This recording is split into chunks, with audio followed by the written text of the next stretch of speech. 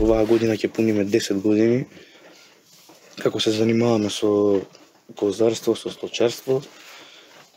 И толку се навикнав што не би можел да го замислам животот без кози, без животни, без љубовта на природата,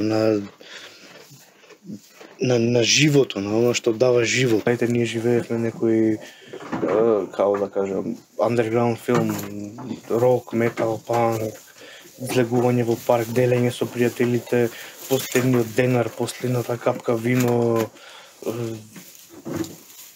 радување, тагување, прва љубов, втора љубов, пета љубов, сето тоа што си го живеел претходно, еднашка еден нов свет се отвора за кој што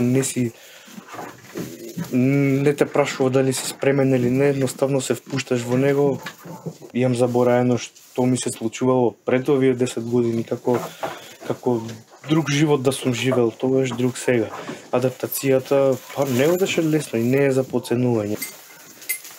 Основата е млекото со рутката, младо сирење, старо сирење, саламурено во канта, сега почнавме со биено сирење, сирење од непастеризирано млеко, зреени по неколку месеци, сирења со, не знам, со зачини, сирења со зреени во листовиот костен.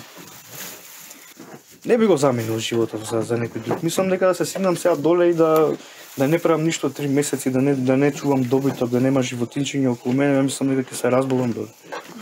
Па еве до мене се Марица, ова е Саманта, ова се вика Цицка, ова се вика Белите, Ушка. И која си, шарам-барам или карас?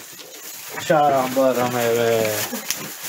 Ништо без музика, мислам. Битлз создаваат многу убав амбиент за работа додека се козите тука. Исто така Pink Floyd, Rolling Stones, Jimi Hendrix, некој пат кога ќе ни издосади сето тоа, па ќе смениме на джез, ќе смениме на класика. Некој го нарекува тоа храброст, но ја мислам дека е лудост. Мислам дека животот е една авантура која што треба да ја искористи секој човек во рамките на своите можности и околности. Кога ќе изберете професија од некој ваков природен тип, не морате да барате хоби. Се надевам дека младината ќе се охрабри повеќе, бидејќи и самото време во кое што живееме, околностите во светски рамки, едноставно мислам дека ќе не принуди да се вратиме во селата, да се вратиме во природата.